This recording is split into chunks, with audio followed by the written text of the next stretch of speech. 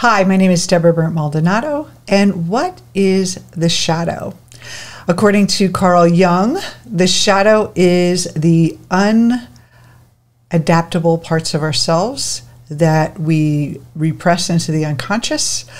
We reject, we do not see ourselves as these aspects, and they are basically running our life, and they show up in other people.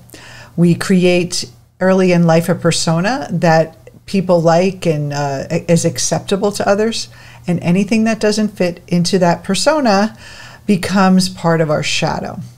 Now, there are 6 big misconceptions about shadow and shadow work, and I wanted to go over it with you today.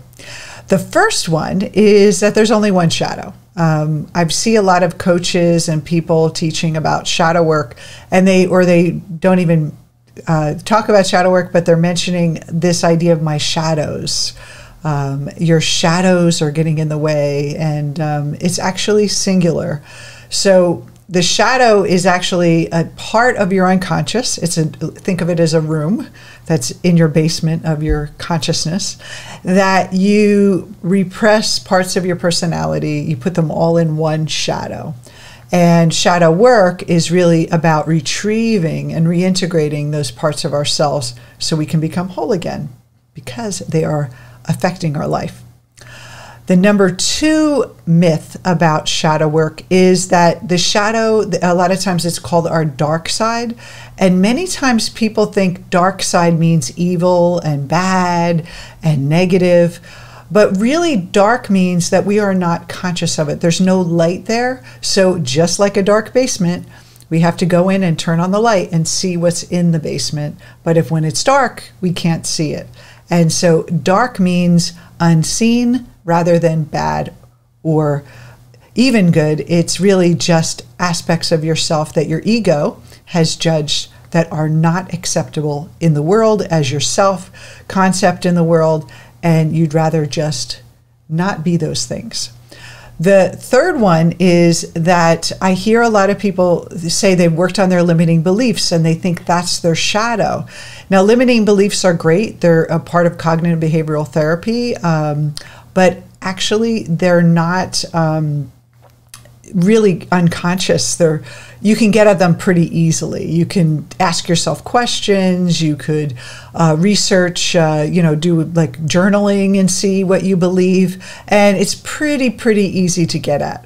Now, the shadow is more challenging. The aspects that are unconscious in our shadow are much more challenging to get at because our ego defends them so vehemently. It really does not want you to look at the shadow, be the shadow, understand the shadow. It hides it from us. So it's really important to know that a lot of people, when they do limiting belief work, it's great. It helps you think more positive and kind of change your kind of identity as your ego self, maybe believing in yourself more, but it's not going to make the deepest transformation like you would doing shadow work and looking to what's in the unconscious.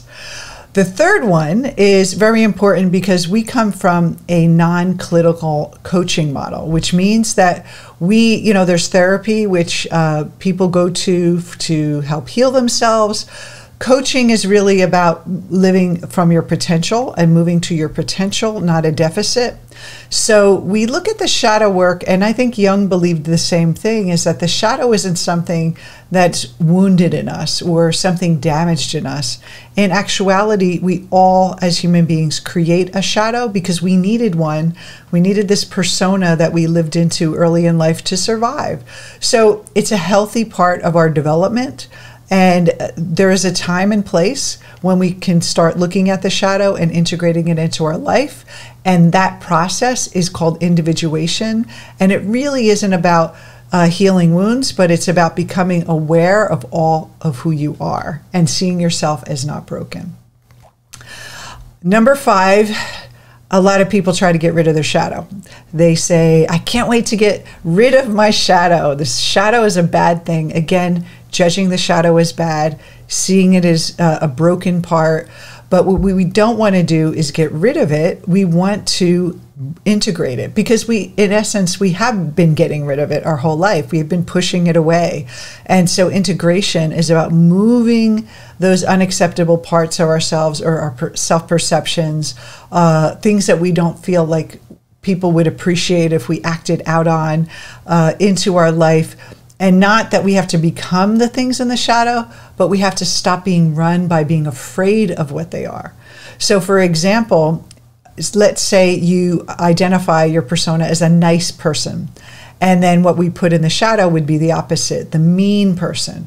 So if your whole life is driven by not being mean, think about how limiting your response is going to be to certain situations.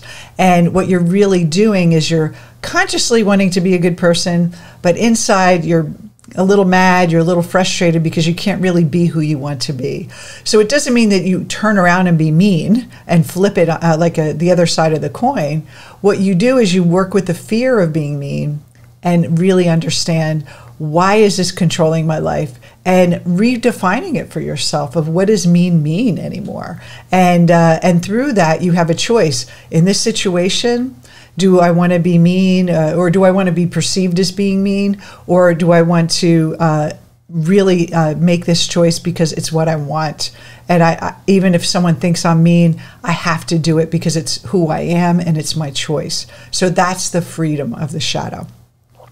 The very last one is the most important, I think, is that you can't really do shadow work on your own. A lot of people love to read books on the shadow, and they do, courses on the shadow, but they're not really getting that one-on-one work with a coach.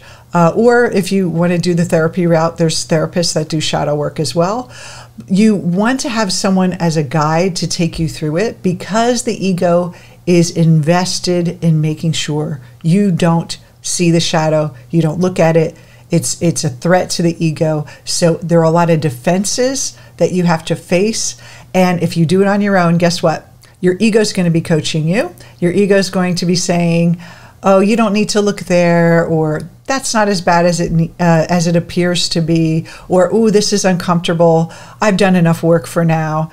Where a guide can kind of push you toward the discomfort, can challenge your assumptions of what's going on, and can actually be reflective and having you see your shadow in the world, so you can be able to integrate it.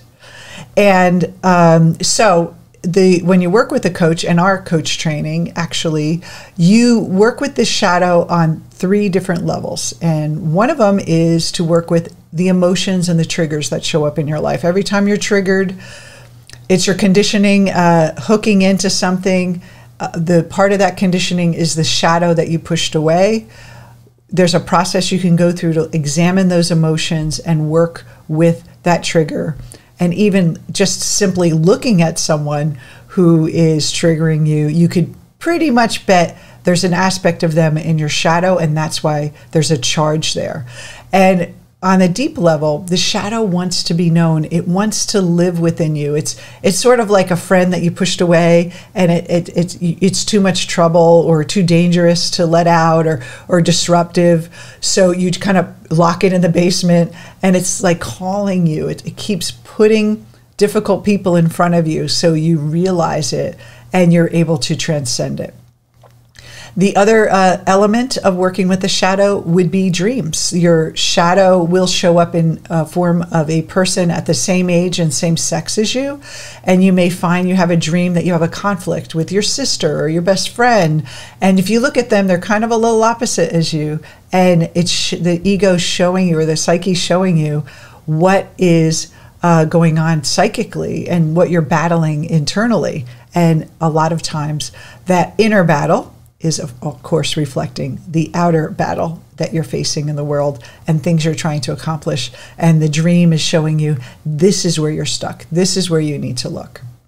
The third element is active imagination. Now, this process is a little like visualization, but more free-flowing. It is not free association like Freud would say. It's more of a exploring what shows up in the unconscious as you use visualization. You can do this with visualization. You can do active imagination with drawing. You can do it with symbolism and taking a symbol and having a dialogue with it. There's many, many different techniques for that active imagination piece. But all three of them are really great ways to work with your shadow, and there are techniques in those three ways that a Jungian life coach can actually help you with. So I'm going to review them again. The myths of the shadow work is: 1, it's not shadows, it's shadow, it's singular. 2, it isn't a dark side, meaning negative, it's just dark, meaning unseen. 3, it's not your negative beliefs or your thinking mind. It's more of a personality trait or a self-concept that you rejected about yourself, and then you know you reject in others. Number 4 is that you are not wounded. Shadow is a natural part of becoming a human being. We develop a persona and an ego early in life, and what doesn't fit that concept of what we consciously want to be in the world, we repress into the shadow. So it's a natural process. We do this in the beginning of life, and then around midlife, some people as early as 20, sometimes in their 30s, sometimes later, we start to realize that our life isn't working anymore, and we need to individuate, as Jung would say, away from that original programming and conditioning early on. And that's what the first step of that is: shadow work.